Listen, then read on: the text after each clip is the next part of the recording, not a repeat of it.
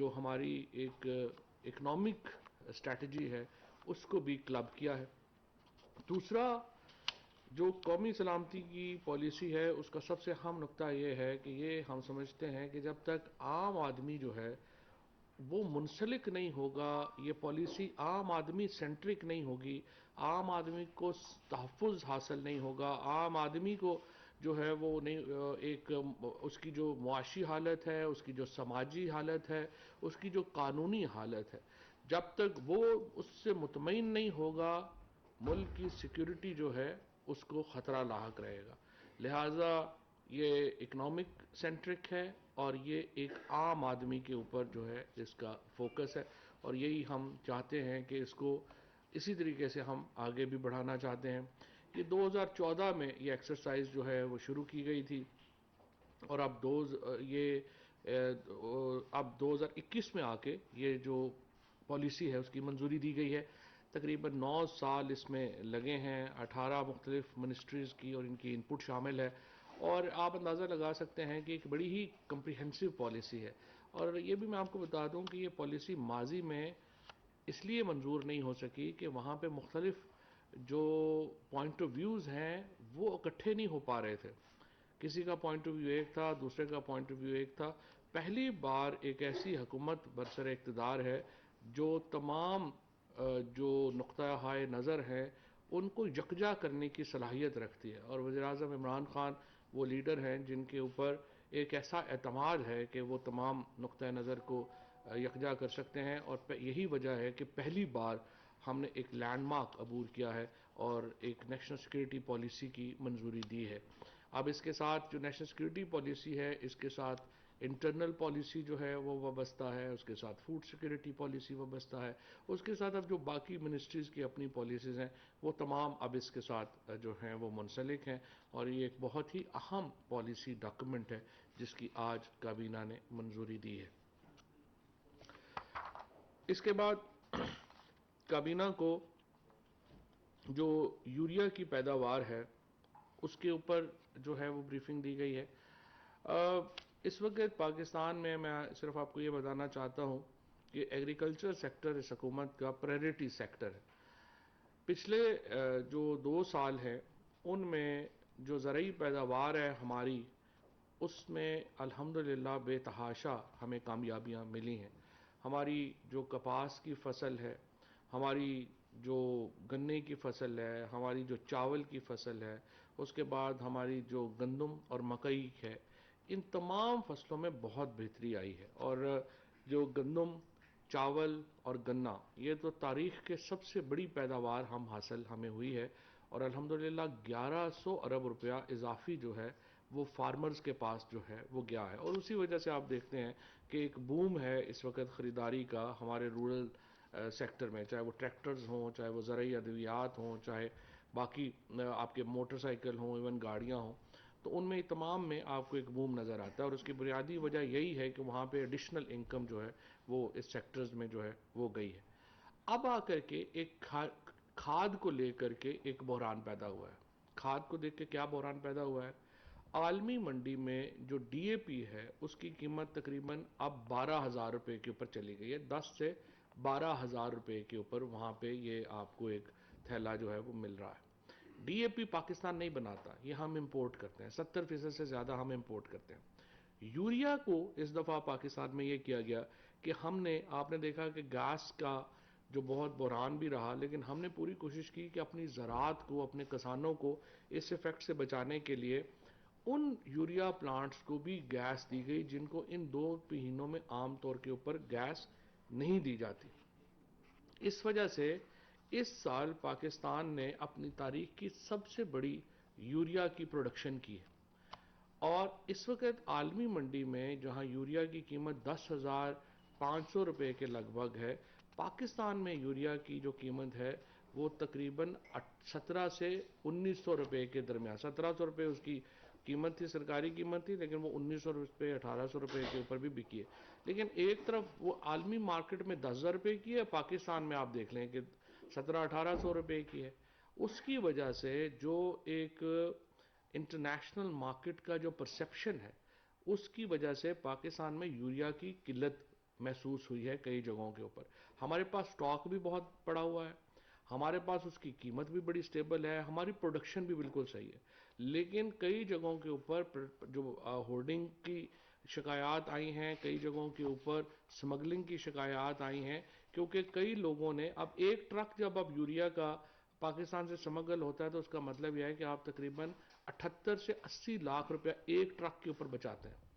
اب جب اتنا بڑا انسینٹیو ہے تو اس کی وجہ سے پرائیویٹ مارکیٹ میں جو ہے وہ گڑبڑ شروع ہوئی ہے, اور ہم نے پوری اس کے اوپر جو ہے وہ ایک پہلے پنجاب حکومت نے اس کے اوپر بڑا افیکٹو جو ہے وہ کام کیا ہے, لیکن آج کابینہ نے پنجاب گورنمنٹ کو یہ کہا ہے کہ آپ جو ہورڈنگ ہے اور جو سمگلنگ ہے اس کے اوپر بھرپور کارروائی کریں, اور اس کے نتیجے میں انشاءاللہ تعالی ہم دیکھیں گے کہ یہ جو یوریا کی صورتحال ہے جس کی قیمت میں نہیں لیکن ایک مصنوعی قلت کئی جگہوں کے اوپر ہے, وہ اگلے آپ انشاءاللہ امید ہے ہمیں کہ 48 گھنٹوں میں اس میں واضح بہتری جو ہے وہ آ جائے گی, اور کئی جگہیں جہاں پہ یہ پہلے ہی میسر ہے وہاں پہ اس کی قیمت جو ہے وہ اور نیچے آ جائے گی. یہ مسلسل ہم اس کو دیکھ رہے ہیں کہ نیچے آ رہی ہے. ایک اور اہم ڈیولپمنٹ میں کابینہ نے ارکان پارلیمنٹ کی 2019 کی ٹیکس ڈائریکٹری شائع کرنے کا حکم دیا ہے. ہم جو سارے ایم این ایز ہیں, میں ویسے آپ کو یہ بتاؤں کہ پاکستان میں صرف سیاستدان ہی ہیں اب جن کے اتنے زیادہ ایسٹس اور جو ٹیکسز ہیں وہ عوام کے سامنے آتے ہیں. باقی کسی شعبے کے اوپر اتنی اس طریقے سے اکاؤنٹیبلٹی نہیں ہے جتنی پولیٹیشنز کے اوپر ہے اب, اور اس کی وجہ یہ ہے کہ عمران خان نے ایک ایسی جو کہہ لیجئے کہ اس کا بنیاد رکھی ہے, ایک ایسی حکومت کی بنیاد رکھی ہے جس کا بنیادی مقصد یہ ہے کہ ایک شفافیت ہو اس میں, اور اس کی وجہ سے یہ ایک پورا جو منظرنامہ ہے وہ تبدیل ہوا ہے, اور اب سیاستدانوں کی جو انکم ہے, سیاستدانوں کے جو اثاثے ہیں, ان کے خاندان کے جو ایسٹس ہیں وہ سب ہمارے سامنے ہیں. اور اب یہ جو نیا ڈائریکٹری کا جو سلسلہ ہے اس کے نتیجے میں جو ٹیکس پیمنٹس ہیں وہ بھی آپ کے سامنے جو ہیں وہ آ جائیں گی. وزارت خزانہ کی سفارش پر house building finance company limited کے بورڈ آف ڈائریکٹرز تعینات کرنے کی منظوری دی گئی ہے. شہزاد نقوی, فائزہ کپاڈیا, یاسمین لاری, عدنان علی اور عمران احد صاحب جو ہیں وہ ہاؤس بلڈنگ فائنانس کے بورڈ آف ڈائریکٹرز میں شامل ہوں گے. کابینہ نے سیکیورٹیز ایکسچینج بورڈ کے موجودہ چیئرمین مسعود نقوی کا استعفیٰ منظور کیا ہے, اور محمود مانڈوی والا صاحب جو ہیں ان کو ممبر بورڈ اور چیئرمین تعینات کرنے کی منظوری دی ہے. وزارت خزانہ ہی کی سفارش کے اوپر monetary and fiscal policies coordination board کے اوپر اعجاز نبی جو ایک اکانومسٹ ہیں ان کو جو ہے وہ ایک ایمیننٹ اکانومسٹ کی حیثیت سے ان کے نام کو منظور کیا گیا ہے. تمام تعلیمی بورڈز کے زیر نگرانی امتحانات کے معیار کو یکساں بنانے, تعلیمی دستاویزات کی تصدیق اور بورڈز کے مابین رابطے اور تعاون کو بڑھانے کے لیے کابینہ نے inter board coordination commission act 2021 کے مسودے کی اصولی منظوری دی ہے. کابینہ نے ساجد مجید چودھری کی تلاش اور ممنوعہ تنظیم کے ساتھ مبینہ تعلق کے بارے میں شواہد کی تحقیقات کرنے کے لیے خود مختار انڈیپینڈنٹ کمیشن تشکیل دیا ہے, جس کی سربراہی جسٹس ریٹائرڈ عبدالشکور پراچا صاحب کریں گے, اور ہمایوں مسعود سندھو اور اعتزاز احمد گرایا یہ ایف آئی اے اور نیکٹا کے آفیسرز ہیں جو اس کمیٹی میں شامل ہوں گے. پیمرا میں محمد عاصم صاحب کو بطور ایگزیکٹو ممبر تعینات کیا گیا ہے. اسی طریقے سے ناظم جوکھیوں کے قتل کی تحقیقات کرنے کے لیے مشترکہ تحقیقاتی ٹیم قائم کرنے کی منظوری دی گئی ہے. ناظم جوکھیوں کو میمن گوٹ کراچی میں قتل کیا گیا تھا, اور اس ٹیم میں پولیس, انٹیلیجنس ایجنسیز, سول اور عسکری فورسز کے نمائندے شامل ہوں گے. آپ کو علم ہے کہ وہ ناظم جوکھیوں کے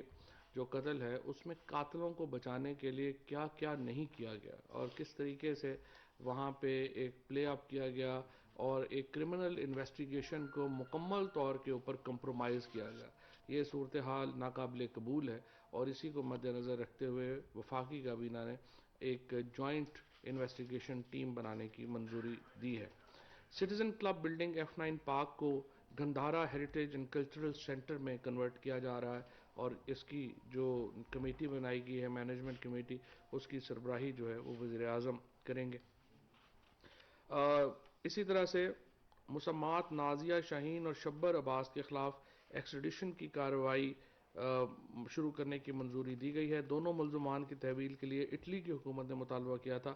کہ ان کے خلاف قتل کا مقدمہ شروع کرایا جائے۔ بنیادی طور کے اوپر کیس یہ ہے کہ یہ جو ہیں آنر کلنگ کر کے اٹلی سے پاکستان آ گئے تاکہ انہیں وہاں قتل کا جو کیس ہے اس سے ان کو جو ہے وہ چھٹکارا مل سکے، لیکن ہم نے فیصلہ کیا ہے کہ اس کو واپس اٹلی ان کو بھیجا جائے جہاں پہ وہ اپنے اس قتل کے کیس کو وہاں پہ بھگتیں۔ محمد عثمان کے خلاف ایکسٹریڈیشن کی کارروائی شروع کرنے کی منظوری دی گئی ہے۔ اس کا مطالبہ عرب امارات نے کیا تھا، اور یہ بھی ویسے ہی ہے کہ امارات میں قتل کر کے یہ پاکستان جو ہے وہ بھاگ آیا تھا، ان کو بھی واپس کرنے کی کارروائی شروع کی جا رہی ہے۔ کابینہ نے لاہور ہائی کورٹ کی سفارش پر بینکنگ کورٹ نمبر 1 کو ملتان سے ڈیرہ غازی خان منتقل کرنے کی منظوری دی ہے۔ ڈیرہ غازی خان میں جو بینکاری کے زیر التوا کیسز ہیں ان کی تعداد زیادہ تھی، اور ہائی کورٹ نے یہ سفارش کی تھی کہ اس کو ملتان سے ڈی جی خان ایک کورٹ جو ہے اس کو شفٹ کیا جائے، تو ایک کورٹ کو ادھر شفٹ کیا جا رہا ہے۔